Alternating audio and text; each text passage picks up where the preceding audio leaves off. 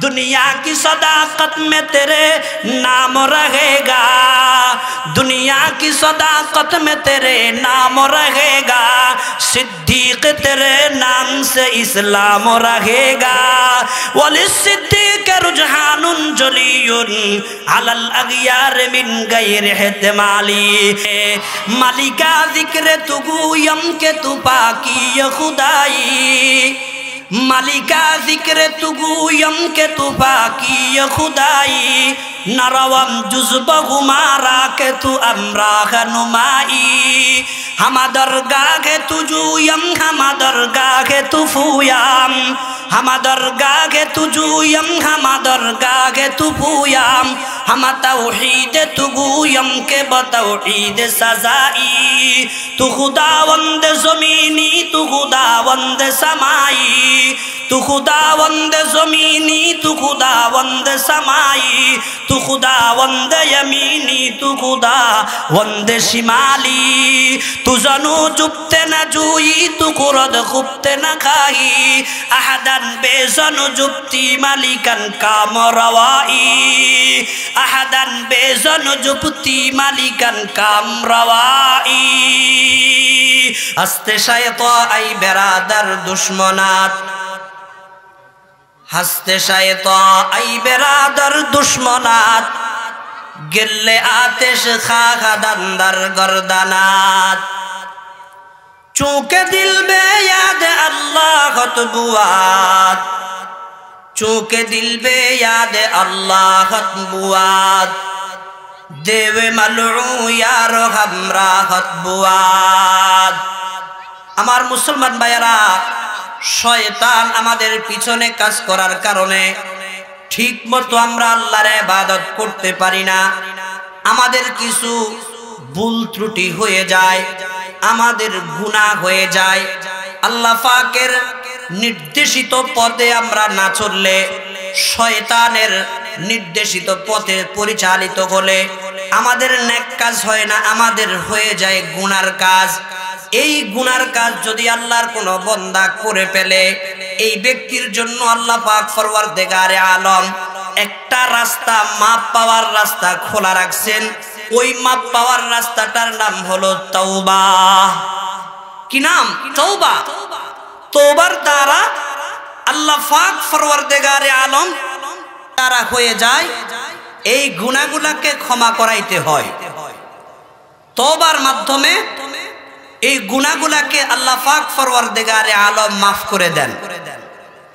আল্লাহ পাক পরওয়ারদিগারে আলম আমার তেলাওয়াতকৃত আয়াতে আমাদেরকে সুসংবাদ জানাইছেন, আমরা যারা গুনাহগার, গুনাহ করে নিজের জীবনকে নষ্ট করে দিয়েছি, নিজের হায়াতকে নষ্ট করে দিচ্ছি, আমাদের জন্য আল্লাহ পাক পরওয়ারদিগারে আলম একটা সুসংবাদ রাখছেন।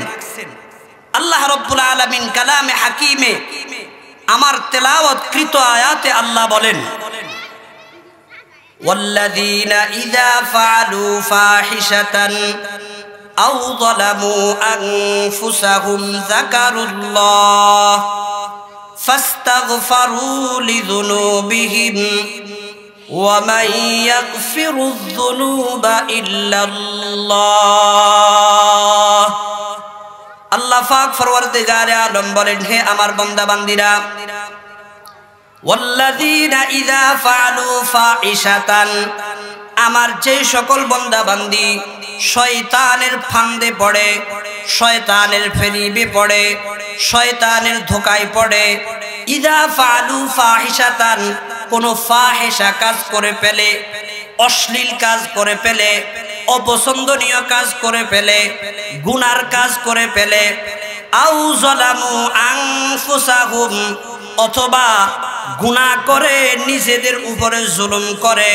কারণ প্রত্যেকটা গুনাহ এক একটা জুলুম, প্রত্যেকটা গুনাহ নিজের উপরে জুলুম করা।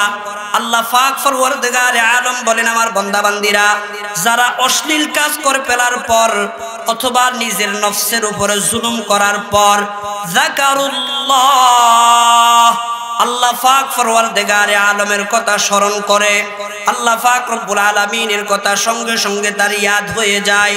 আল্লাহ পাকের কথা স্মরণ হয়ে গেলে ফাস্তাগফারু লিযুনুবিহিম, সে তার গুনার জন্য আল্লাহ পাক পরওয়ারদিগারে আলমের কাছে ইস্তিগফার করে, গুনার জন্য আল্লাহ পাক পরওয়ারদিগারে আলমের কাছে ক্ষমা চায়, আল্লাহ পাকের কাছে মাপ চায়, নিজের গুনাহগুলোর কথা আল্লাহ পাকের দরবারে বসিয়া বসিয়া কাঁদে আর বলে চুবরারন আজ পেশিমানি আনি আরশেলর জদ আজ আনিনুল মুজনবি আচুনালর জদকে মাদর বরওয়ালাদ দস্ত শাগিরদ ববালামি কুশাদ দস্ত শাগিরদ ববালামি কুশাদ।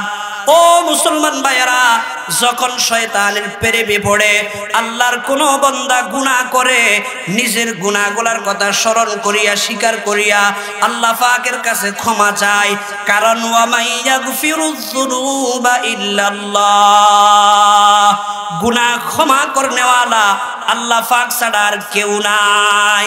আল্লাহ ছাড়া গুনাহ মাফকারী আর কেউ নাই। গুনাহ ক্ষমা করতে পারেন একজন, তিনি হলেন কে? আল্লাহ পাক পরওয়ারদিগারে আলম। আমাদের গুনাহ আল্লাহ ছাড়া আর কেউ ক্ষমা করতে পারবে না, একমাত্র আল্লাহই গুনাহ ক্ষমা করতে পারে। এরপরে আল্লাহ পাক পরওয়ারদিগারে আলম বলেন ওয়ালাম ইউসিররু আলা মা ফাআলু ওয়া হুম ইয়ালামুন। আল্লাহ পাক পরওয়ারদিগারে আলম বলেন আমার বান্দা গুনাহগুলা করার পরে আমার কাছে ক্ষমা চাইয়া আর গুনার উপরে ইসরার করে না, বারবার করে না, গুনাহকে ছেড়ে দেয়, গুনাহকে তরক করে দেয়, আর গুনার কাছে যায় না। ওয়ালাম ইউসিররু আলা মা ফাআলু ওয়া হুম ইয়ালামুন, জেনে শুনে সে আর গুনার কাজ করে না, গুনার উপরে ইসরার করে না।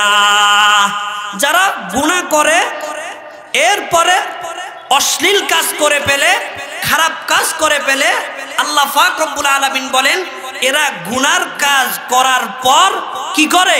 আমার কাছে ক্ষমা চায়, আমার কাছে আবার মাপ চায়। আল্লাহ বলেন যারা আমার কাছে ক্ষমা চায়, মাপ চায় গুনাহ হয়ে যাওয়ার কারণে, আমি রব্বুল আলামিন তাদের উপরে কি পরিমাণ খুশি হই। আল্লাহ পাক পরওয়ারদিগারে আলম বলেন উলাইকা জাযাউহুম মাগফিরাতুম মির রাব্বিহিম ওয়া জান্নাতুন তাজরি মিন তাহতিহাল আনহার আল আনহারু খালিদিনা ফিহা ওয়া নি'মা আজরুল আমিলিন। আল্লাহ পাক রব্বুল আলামিন বলেন উলাইকা জাযাউহুম মাগফিরাতুম মির রাব্বিহিম, গুনাহ করার পরে যারা তওবা করে, যারা ক্ষমা চায়, আল্লাহ পাক বলেন তাদের বিনিময় হলো আমার পক্ষ থেকে ক্ষমা, আমি আল্লাহ আমার এই সকল বান্দাদেরকে ক্ষমা করে দিই। সুবহানাল্লাহ। গুনাহ হয়ে গেলে যদি আল্লাহ পাকের কাছে ক্ষমা চায়, বলেন না আল্লাহ তাআলা কি করে দেন? ক্ষমা করে দেন। কেন ক্ষমা করে দেন? আল্লাহ পাক বড় দয়ালু। আল্লাহ পাক কি? আল্লাহ পাক বড় দয়ালু, আরহামুর রাহিমিন। আল্লাহ পাকের চেয়ে বড় দয়ালু আর কেউ নাই। সবচেয়ে বড় দাতা, বড় দয়ালু, বড় মেহেরবান মহান রব্বুল আলামিন। সুবহানাল্লাহ।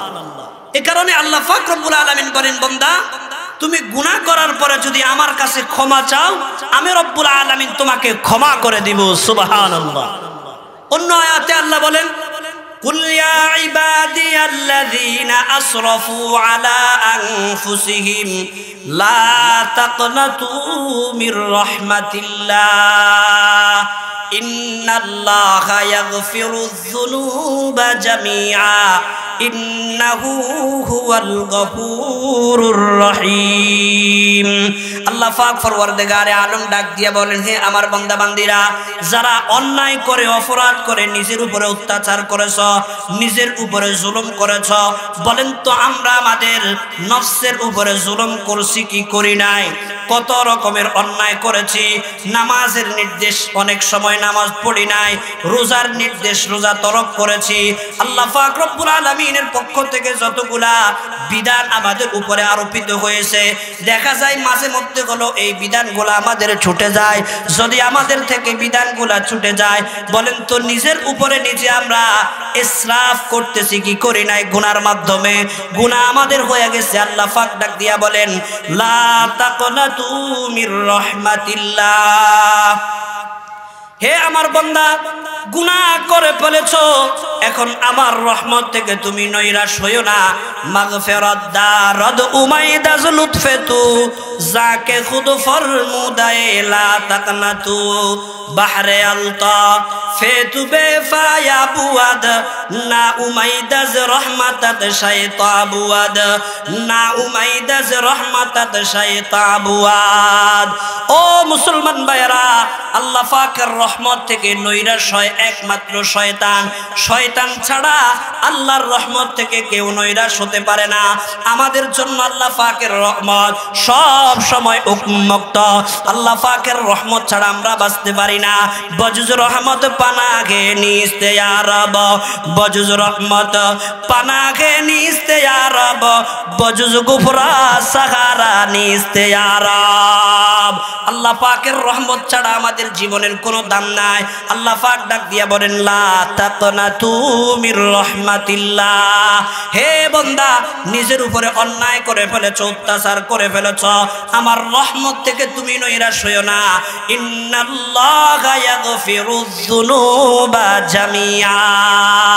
আমি আল্লাহ ঘোষণা দিলাম, তুমি যদি আমার কাছে ক্ষমা চাও, আমি আল্লাহ তোমার জীবনের সমস্ত পাপগুলা, জীবনের সমস্ত অন্যায়গুলা আমি আল্লাহ দয়া করে ক্ষমা করে দিব। সুবহানাল্লাহ।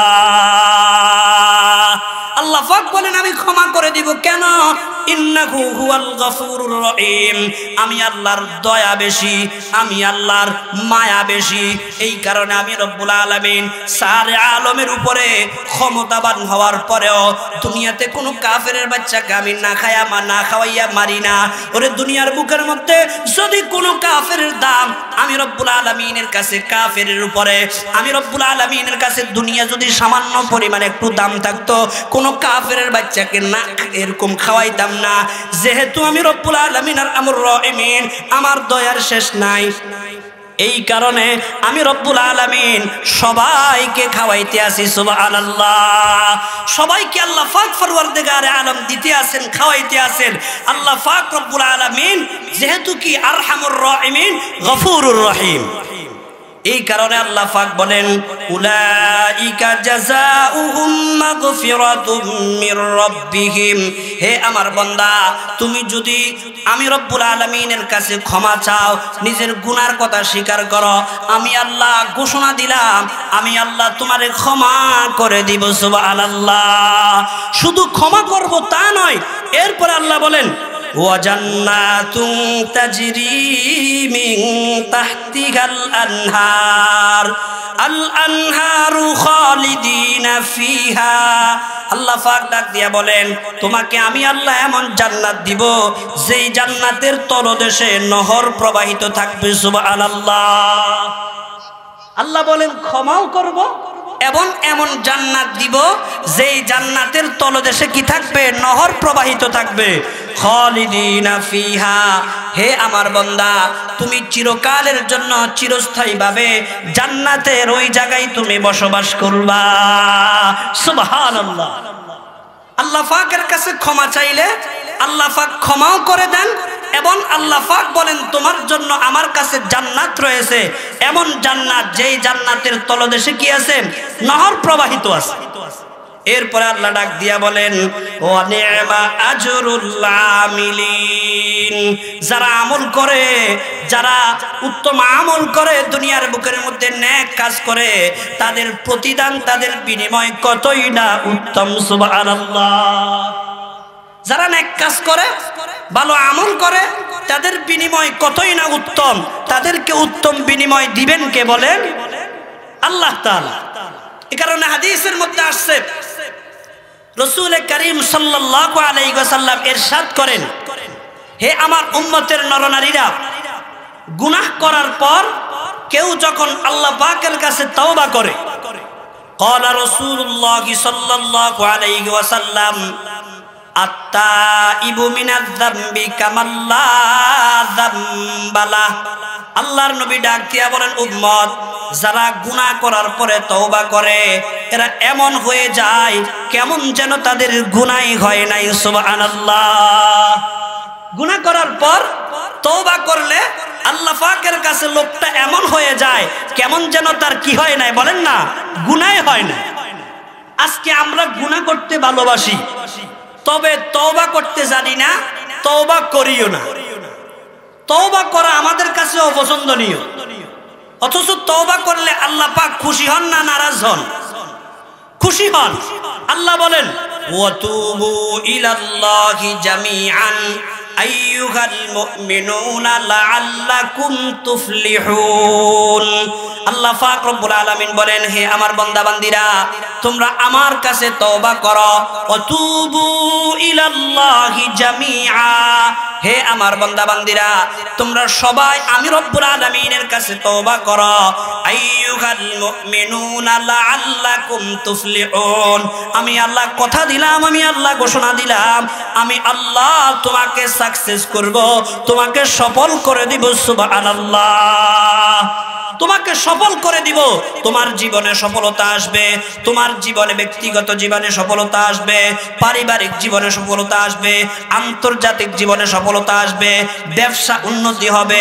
আল্লাহু আকবার। যদি তুমি আমার কাছে তওবা করো, কারণ চু গুনাহে নব্দ আমদ দরওয়াজুদ তওবায়ে নাসিয়া নাদার দেহি চেসুদ দর এনাবত কাগেলি করদন খতাস্ত দর এনাবত কাগেলি করদন খতাস্ত দর উমাইদে জিন্দেগি কা বেওয়াফাস।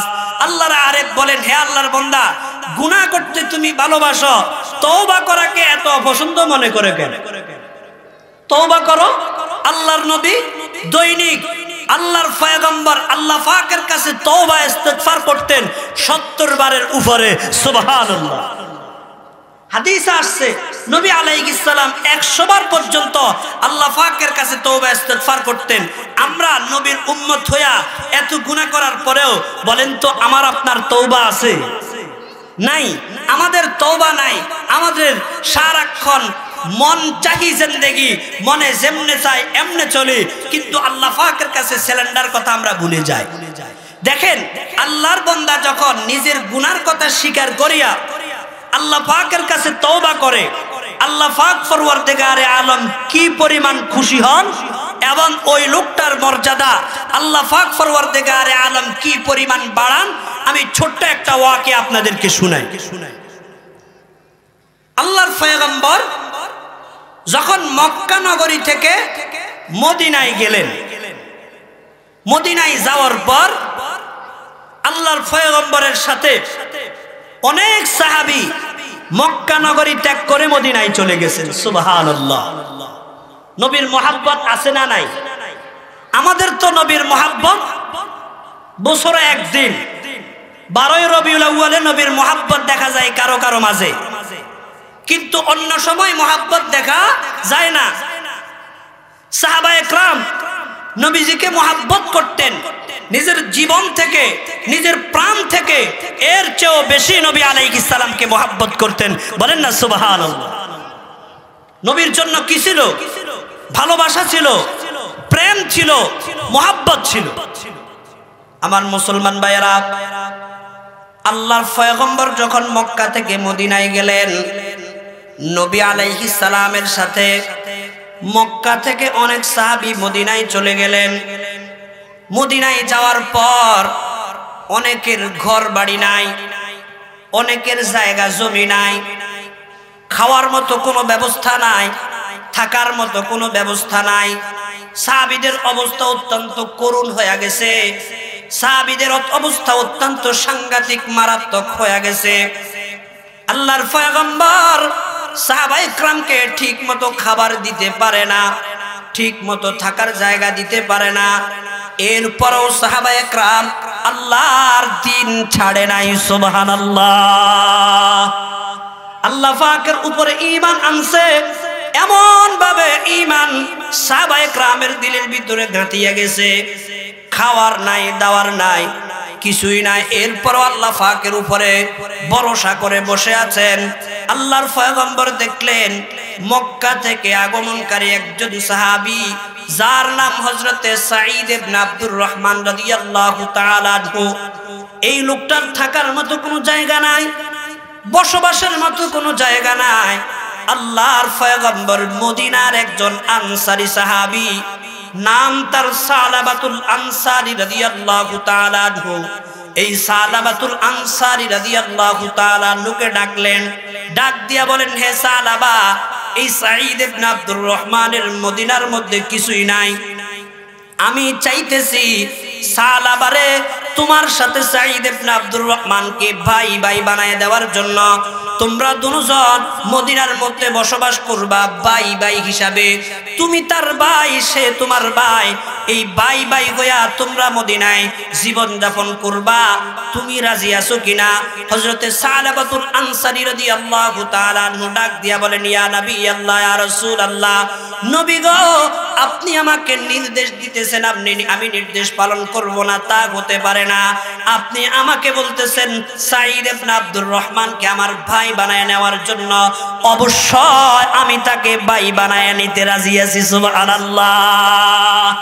আমার মুসলমান ভাইয়েরা, আল্লাহর পয়গম্বরের কথা অনুযায়ী হযরতে সাঈদ ইবনে আব্দুর রহমান রাদিয়াল্লাহু তাআলা আনহু আর সালাবাতুল আনসারী রাদিয়াল্লাহু তাআলা আনহু উভয়ে ভাই ভাই হয়ে গেলেন। ভাই ভাই হইয়া বলেন তো, এটা কি রক্তের ভাই না ইমানি ভাই? ইমানি ভাই, এটা রক্তের ভাই না। আল্লাহর পয়গম্বরের নির্দেশ মোতাবেক উভয়ে ভাই ভাই হয়ে গেলেন। এখন মদিনার মধ্যে চলাফেরা করে দুজন ভাই ভাই হিসাবে। হযরতে সাঈদ ইবনে আব্দুর রহমানকে সালাবাতুল আনসারী ঠাঁই দিলেন, বসবাসের জায়গা দিলেন। এখন সালাবাতুল আনসারী রাদিয়াল্লাহু তাআলা আনহুর নেতৃত্বে সাঈদ ইবনে আব্দুর রহমান চলাফেরা করে থাকে। কিছুদিন পরে আস্তে আস্তে হযরতে সাঈদ ইবনে আব্দুর রহমান রাদিয়াল্লাহু তাআলা আনহুর কিছু টাকা পয়সা হওয়ার পরে আলাদা তিনি বাড়ি করেছেন, আলাদাভাবে থাকেন। আল্লাহর পয়গম্বরের সাথে সময় দেন সকাল বিকাল। আল্লাহর পয়গম্বরের সাথে আসিয়া বলেন তো সাহাবায়ে কেরাম নবীজির কাছে বেশি থাকার চেষ্টা করতেন না কম থাকার চেষ্টা করতেন? কেন?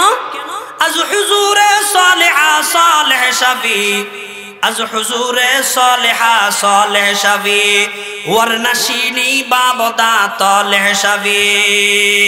যেই ব্যক্তি ভালো মানুষের সাথে চলাফেরা করে ওই লোকটাও আস্তে আস্তে ভালো হয়ে যায়, আর যেই লোকটা খারাপ মানুষের সাথে চলাফেরা করে বলেন তো ওই লোকটাও তো আস্তে আস্তে কি হয়ে যায়? খারাপ হয়ে যায়।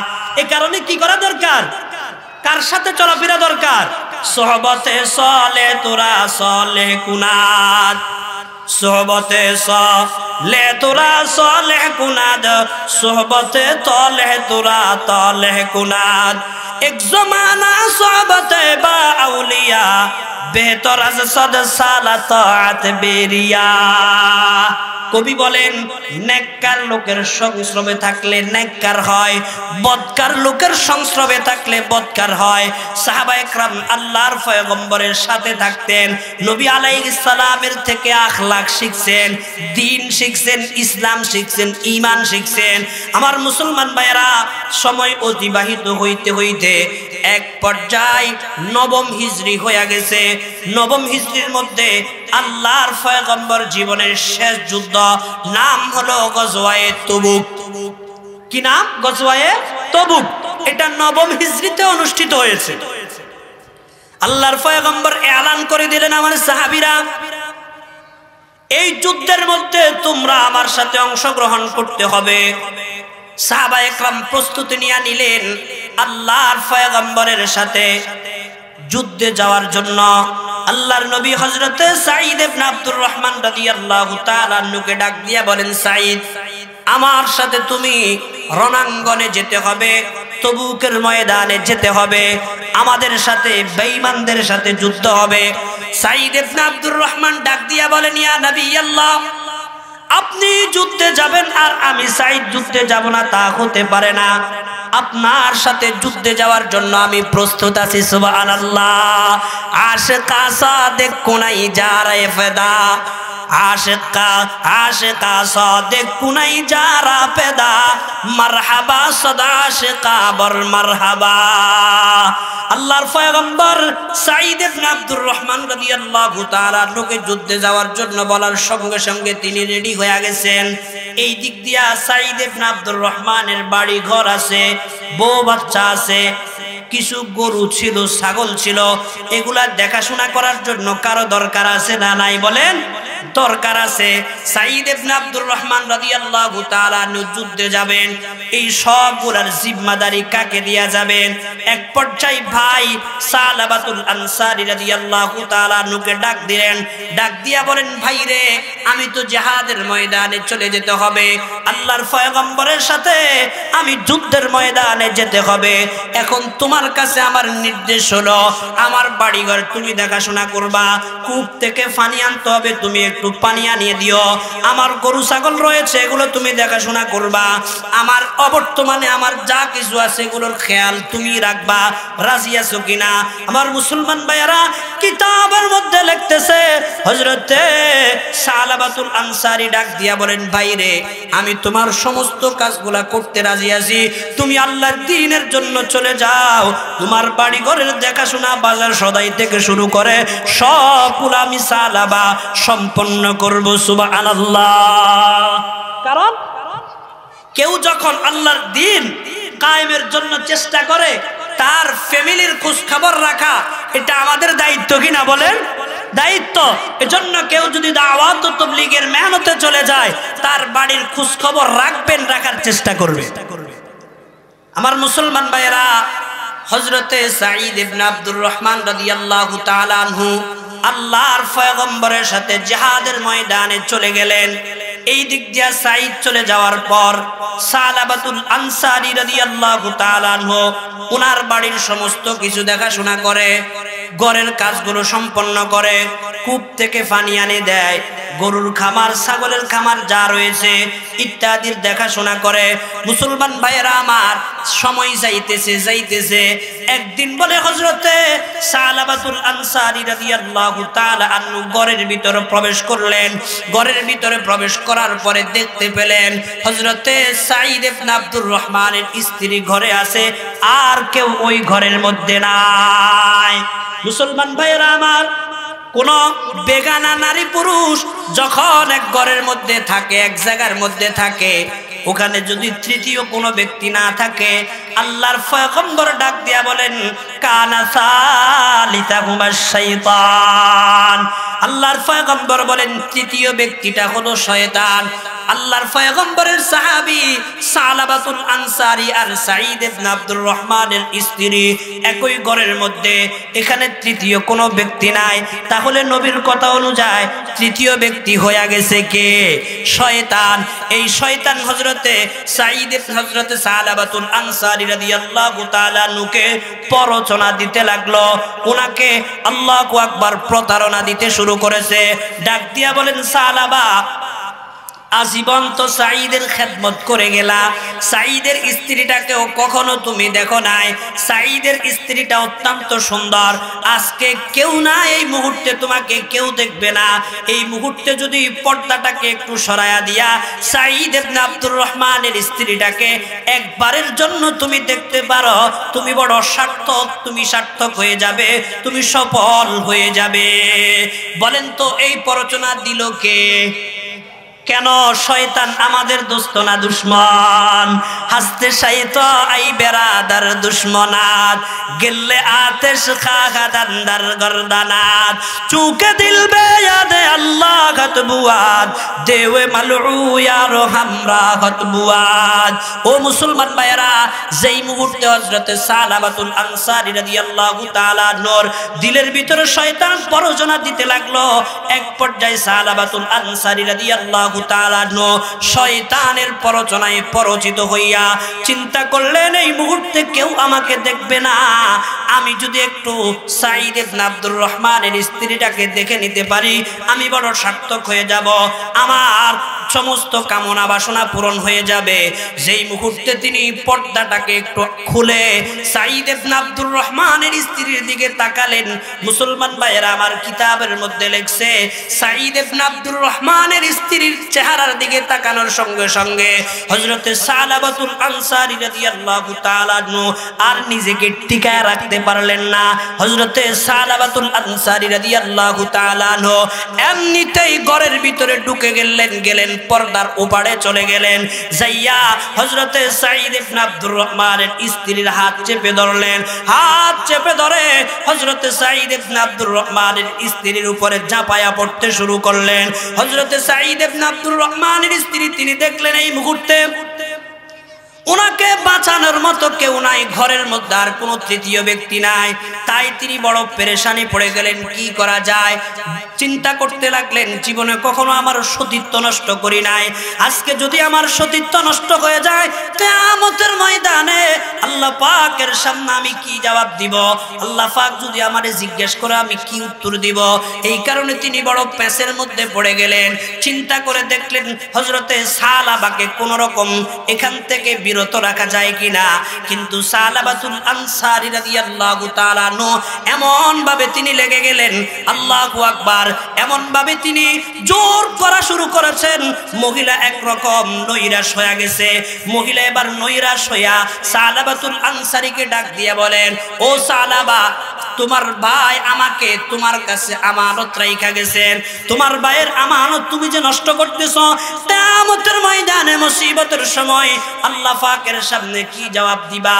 আল্লাহ পাক যদি তোমারে জিজ্ঞেস করে, ও সালাবা, তোমাকে আমি রব্বুল আলামিন হাত দিয়েছি, পা দিয়েছি, এত নেয়ামত দেওয়ার পরেও, আমার নেয়ামত গুনাহ পাওয়ার পরেও হে সালাবা, কিভাবে তুমি গুনার কাজটা করলা, বলো তো কিয়ামতের দিন আল্লাহর কাছে কি জবাব দিবা।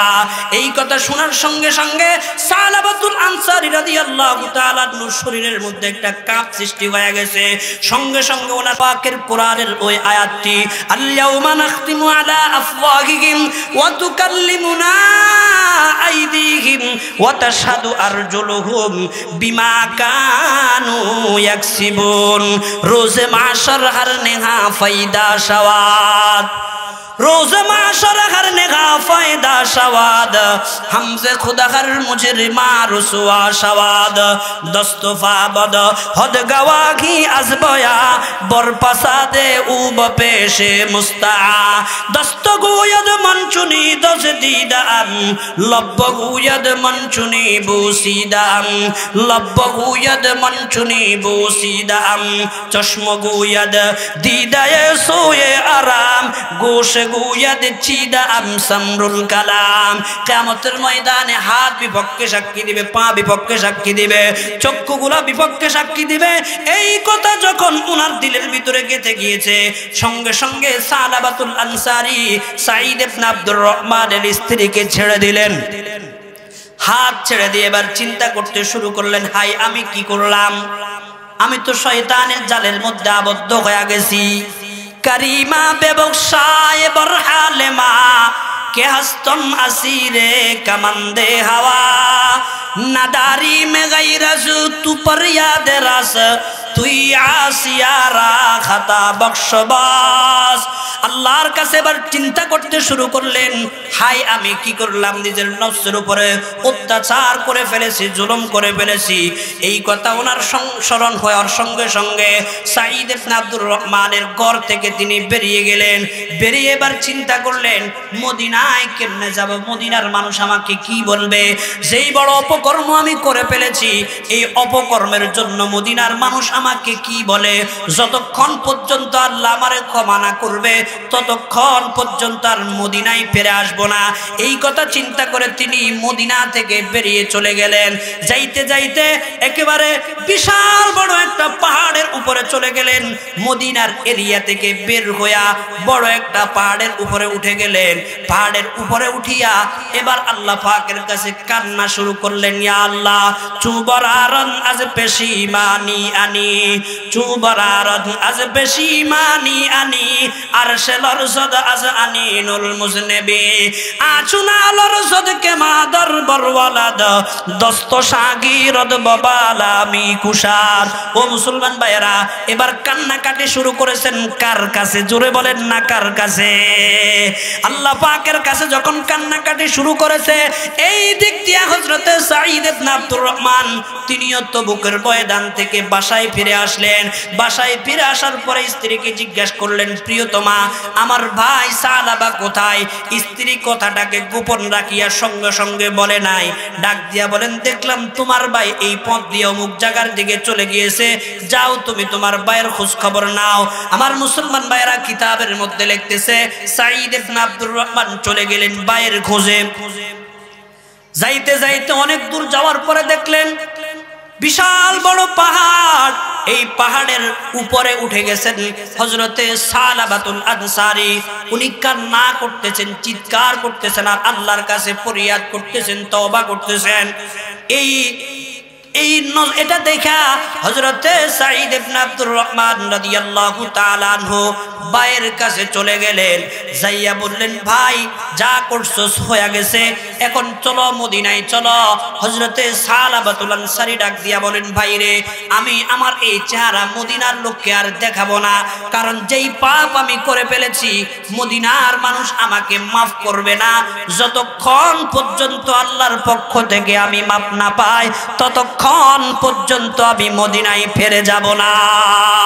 আমার ভাইরা, হযরতে সাঈদ ইবনে আব্দুর রহমান ডাক দিয়া বলেন, ভাই রে, এখানের মধ্যে থাকলে তো মাপ পাওয়ার কোনো ঘোষণা পাওয়া যাবে না, চলো আমি তোমাকে দয়াল নবী মুহাম্মদুর রাসূলুল্লাহ সাল্লাল্লাহু আলাইহি ওয়াসাল্লামের দরবারে উপস্থিত করি। আল্লাহর নবীর কাছে তুমি তোমার কথাগুলো জানায়ো, দেখবা আল্লাহর পয়গম্বর আল্লাহ পাক থেকে তোমার জন্য ক্ষমা চেয়ে নেবেন। হযরতে সালাবাতুল আনসারী ডাক দিয়া বলেন, ভাই ঠিক আছে, আমাকে নিয়ে চলো, তবে আল্লাহর পয়গম্বরের কাছে প্রথম নিও না, আমাকে নিয়ে চলো আবু বকরের কাছে। কারণ আবু বকর রাদিয়াল্লাহু তাআলা হলেন এরকম, ওনার দিলের ভিতরে দয়া কম না বেশি? জোরে বলেন না কম না বেশি? আল্লাহর পয়গম্বর বলেন, আরহাম উম্মতি বি উম্মতি আবু বকর, আমার উম্মতের মধ্যে যত উম্মত আছে সবার চেয়ে আবু বকরের দিলটা অনেক নরম। সুবহানাল্লাহ। दुनिया की सदाकत में तेरे नाम रहेगा, दुनिया की सदाकत में तेरे नाम रहेगा, सिद्दीक तेरे नाम से इस्लाम रहेगा, वली सिद्दीक रुजहानुन जलियुन अलल अगयार मिन गैर इहतिमाली। আমার ভাইরা, হযরতে সালাবাতুল আনসারী ডাক দিয়া বলেন, ভাইরে আমাকে নিয়ে চলো আবু বকরের কাছে। আবু বকর রাদিয়াল্লাহু আনহু কি বলে আগে সেটা দেখি। ওনাকে আবু বকরের কাছে আনা হলো। আবু বকর রাদিয়াল্লাহু আনহু জিজ্ঞেস করেন, কি সমস্যা তোমার? আবু বকরকে সমস্ত সমস্যাগুলো যখন খুলে বললেন, আবু বকর রাদিয়াল্লাহু তাআলা আনহু ডাক দিয়া বলেন, হে সালাবা, তুমি যে অপকর্ম করেছো, যে অপরাধ করেছো, এই অপরাধের কারণে তোমাকে মাফ করবে কি করবে না সেটা আল্লাহর ব্যাপার, আমি জানি না। তবে তুমি আমার ঘরে থাকতে পারবা না, আমার ঘর থেকে তুমি বেরিয়ে যাও। আমার ভাইয়েরা, হযরত আবু বকর ঘর থেকে বের করে দিলেন। এবার সালাবা সাঈদ ইবনে আব্দুর রহমানকে ডাক দিয়ে বলেন, ভাই আমাকে ওমরের দরবারে নিয়ে চলো, আশা করা যায় ওমর আমার কথা শুনবেন এবং আমার জন্য তওবার ব্যবস্থা করে দিবেন। নিয়ে যাও হলো হযরত ওমরের দরবারে। ওমর জিজ্ঞেস করেন, সালাবা তোমার সমস্যা কি? সালাবাতুল আনসারী সমস্ত সমস্যার কথা খুলে বলার পর হযরত ওমর ফারুক রাদিয়াল্লাহু তাআলা ডাক দিয়া বলেন, হে সালাবা, যে অপরাধ তুমি করেছো এই অপরাধের কারণে তোমাকে ক্ষমা করবে কি করবে না সেটা আল্লাহর ব্যাপার, তবে তুমি আমার ঘর থেকে বেরিয়ে যাও, তোমার সাথে আমার আর কোনো কথা নাই। ওমর রাদিয়াল্লাহু আনহু বের করে দিলেন। আমার ভাইয়েরা, ওমরের দরবার থেকে বেরিয়ে যাওয়ার পর যাবে কোথায়? চলে গেলেন হযরতে আলীর দরবারে। আলীর কাছে যাইয়া বলেন, হযরতে আলী গো, আমি এমন অপরাধ করে ফেলেছি, অন্যায় করে ফেলেছি, অত্যাচার করে ফেলেছি, দয়া করে আপনি আমার জন্য তওবার একটা ব্যবস্থা করে দেন না।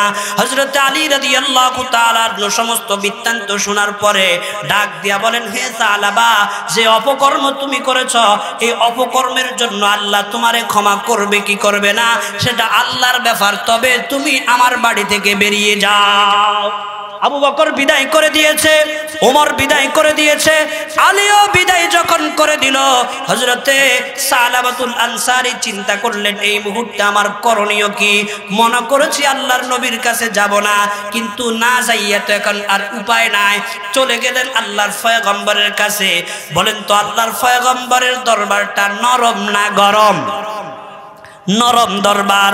আল্লাহর পয়গম্বরের কাছে যে যত বড় অপরাধ করে আসুক না কেন, আল্লাহর পয়গম্বর অত্যন্ত নরম, উম্মতের সাথে নরম ভাষায় কথা বলতে পছন্দ করেন। আল্লাহর পয়গম্বরের কাছে হযরতে সালাবাতুল আনসারী আসলেন। আল্লাহর পয়গম্বর জিজ্ঞেস করেন, সালাবা তোমার কি সমস্যা? সালাবা সমস্ত বিষয়গুলো যখন খুলে বললেন, আল্লাহর পয়গম্বর নরম দরবার হওয়ার পরেও ওই দিন গরম হয়ে গেছে। আল্লাহর পয়গম্বর ডাক দিয়ে বলেন, সালাবা যে অপকর্ম করেছ, তুমি তোমার ভাইয়ের স্ত্রীর সাথে খেয়ানত করেছ, যেই অপকর্ম তুমি করেছ এটার জন্য তোমারে ক্ষমা করা হবে কি হবে না সেটা আল্লাহই জানে, তবে তুমি আমার দরবার থেকে বেরিয়ে যাও। হযরতে সালাবাকে নবী আলাইহিস সালাম ওনার দরবার থেকেও যখন বের করে দিলেন, আমার মুসলমান ভাইয়েরা কিতাবের মধ্যে লিখতেছে সালাবাতুল আনসারী এখন যাবে কোথায়? তিনি ওনার ভাই সাঈদ ইবনে আব্দুর রহমানকে ডাক দিয়ে বলেন, ভাই আমি আর মদিনায় যাব না, আমি আবার চললাম পাহাড়ের উঁচু টিলার উপরে, সেখানে যাইয়া যতক্ষণ পর্যন্ত আল্লাহ আমারে ক্ষমা না করবে ততক্ষণ পর্যন্ত আমি সেখান থেকে ফেরত আসব না। আমার মুসলমান ভাইয়েরা কিতাবের মধ্যে লেখছে হযরতে সালাবাতুল আনসারী রাদিয়াল্লাহু তাআলা আনহু পাহাড়ের টিলার উপরে উঠে গেলেন। পাহাড়ের টিলার উপরে উঠিয়া এবার আল্লাহ পাকের কাছে কান্না শুরু করলেন। কানতেছেন। বলেন তো আল্লাহ পাকের কাছে কানলে আল্লাহ পাক রব্বুল আলামিনের দয়ার সাগরের মধ্যে, আল্লাহু আকবার, দয়ার সাগরের মধ্যে ঢেউ আসে কি আসে না?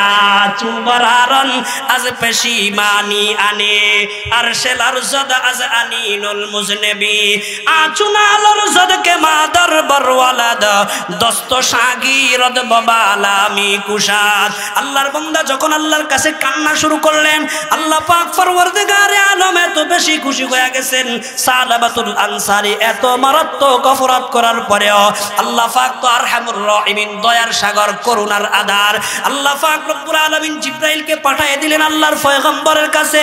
আল্লাহর পয়গম্বরের কাছে আয়েশা জিবরাইল আলাইহিস সালাম জিজ্ঞাসা করে, ইয়া নবী আল্লাহ, ইয়া রাসূলুল্লাহ, আল্লাহ পাক আমাকে একটা কথা নিয়ে আপনার কাছে পাঠাইছেন, পৃথিবীর মধ্যে যত মাখলুকাত আছে এই মাখলুকাতের মালিক আপনি নাকি আল্লাহ? কে জিজ্ঞাসা করতেছে? জিবরাইল আলাইহিস সালাম আল্লাহর পক্ষ থেকে নবীজিকে জিজ্ঞাসা করে, মাখলুকাতের মালিক আপনি নাকি আল্লাহ? আল্লাহর পয়গম্বর ডাক দিয়া বলেন, ভাই জিবরাইল, মাখলুকাতের মালিক তো আমি না, সমস্ত মাখলুকাতের মালিক কে? মুসলমান ভাইয়েরা আমার, আসমানের মালিক কে? জমিনের মালিক কে? মানব দানব সৃষ্টি কুলের মধ্যে যা আছে সবগুলার মালিক কে? আল্লাহর পয়গম্বর জবাব দিলেন, জিবরাইল রে, সবগুলার মালিক তো আল্লাহ।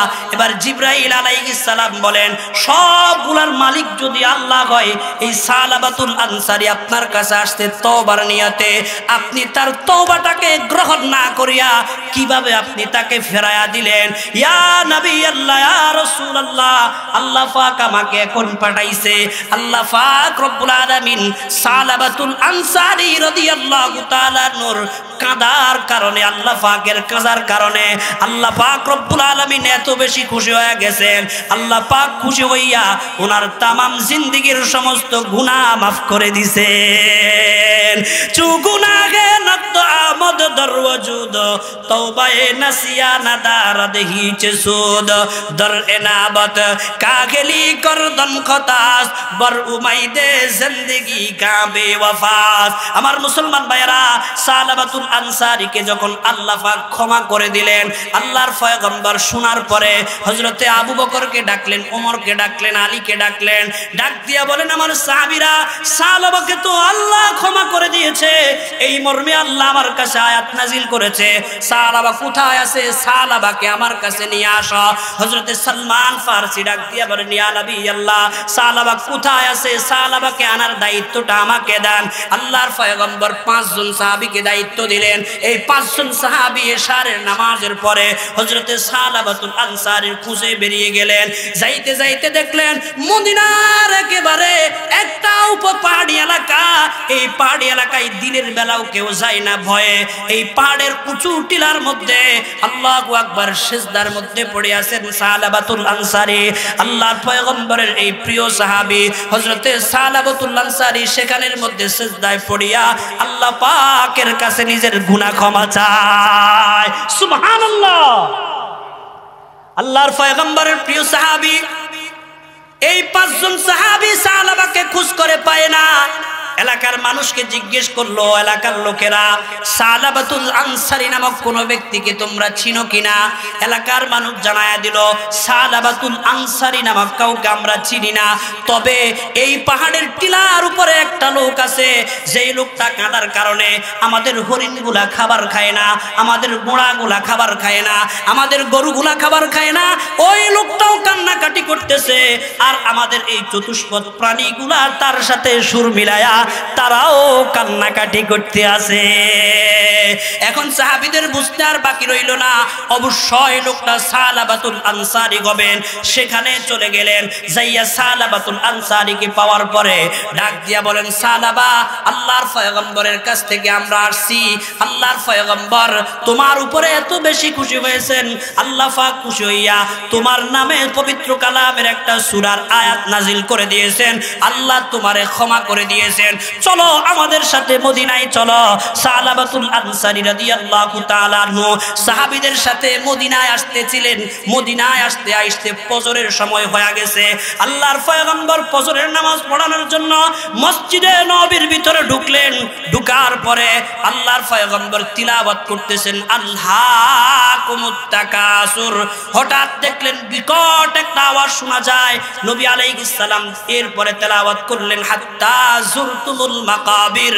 এই দ্বিতীয় আয়াত পড়ার পরেও বিশাল বিকট ভাবে একটা আওয়াজ হতে লাগলো।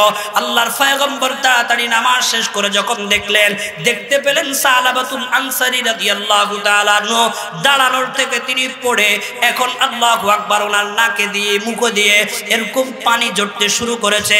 আল্লাহর পয়গম্বর সাহাবীদেরকে ডাক দিয়া বলেন, ও আমার সাহাবীরা, সালাবাতুল আনসারীর অবস্থা বেশি ভালো না, তোমরা সালাবার মাথার মধ্যে একটু পানি ঢালো। সাহাবা একরাম সালাবাতুল আনসারীর মাথার মধ্যে পানি ঢালতে লাগলেন। আর এই দিক দিয়ে হযরতে সালমান ফারসি ডাক দিয়া বলেন ইয়া নবী আল্লাহ, আপনার সালাবা আল্লাহর সাথে মোলাকাত করে ফেলেছে। আল্লাহর পয়গম্বর এত বেশি ভারাক্রান্ত হয়ে গেলেন, আমার সালাবার সাথে আমি একটু শেষ মোলাকাতটাও করতে পারলাম না, আমার সালাবা আমাকে রাইকা আল্লাহর সাথে মোলাকাত করে ফেলছেন। নবী আলাইহিস সালাম বললেন আচ্ছা ঠিক আছে, সালাবার জন্য তোমরা কাফনের ব্যবস্থা করো, গোসলের ব্যবস্থা করো, আমি আমার সালাবার জানাজার নামাজটা পড়াবো। আল্লাহর পয়গম্বর সালাবার জানাজার সময় যখন হয়ে গেলেন, নবী আলাইহিস সালাম জানাজার জন্য আসলেন। ওই সময় আল্লাহর পয়গম্বর পায়ের মুড়িয়া যেটা আছে, মুড়িয়ার উপরে ভর করেও চলতে আছেন, পুরা পা জমিনের মধ্যে রাখতেছেন না। সাহাবী জিজ্ঞাসা করে ইয়া নবী আল্লাহ, ইয়া রাসূলুল্লাহ, নবী গো, আপনাকে দেখতে পেলাম সালাবার জানাজা পড়ানোর জন্য আসতে, আপনি পুরা পা জমিনের মধ্যে রাখেন না, তার কারণটা কি? আল্লাহর পয়গম্বর বলেন আমার সাহাবীরা রে, সালাবার সম্মানার্থে আল্লাহ পাক আকাশ থেকে এই পরিমাণ ফেরেশতা পাঠাইছেন, ফেরেশতাদের কারণে আমি আমার পুরা পাটা জমিনের মধ্যে রাখতে পারি না। জোরে বলেন না সুবহানাল্লাহ। আল্লাহ পাকের জন্য ডাক দিয়া বলেন ওয়াল্লাযীনা ইযা ফাআলু ফাহিশাতান আও যালামু আনফুসাহুম যাকারুল্লাহা ফাস্তাগফারু লিযুনুবিহিম। আল্লাহ পাক ডাক দিয়া বলেন বান্দা, শয়তানের প্রেমে পড়ে গুনাহ করেছ। এই সালাবাতুল আনসারীও তো গুনাহ করেছে, কিন্তু আল্লাহ পাকের কাছে ক্ষমা চাওয়ার ফলে আল্লাহ পাক রব্বুল আলামিন ক্ষমা করেছেন কি করে নাই। এই কারণে কারণে আল্লাহ পাক ডাক দিয়া বলেন ইয়া ইবাদিয়াল্লাযীনা আসরাফু আলা আনফুসিহিম লা তাকনাতু মির রাহমাতিল্লাহ। হে আমার বান্দা বান্দীরা, শয়তানের প্রেমে পড়ে গুনাহ করেছো, খবরদার খবরদার আমার রহমত থেকে নৈরাশ হয়ো না। আমি আল্লাহ ঘোষণা দিলাম তোমাদের তামাম জিন্দেগীর গুনাহ আমি আল্লাহ দয়া করে ক্ষমা করে দিব। সুবহানাল্লাহ। এই কারণে দৈনিক বেশি বেশি করে আমরা আল্লাহ পাকের কাছে তওবা করতে কারা কারা রাজি আছি? নারায়ে তাকবীর।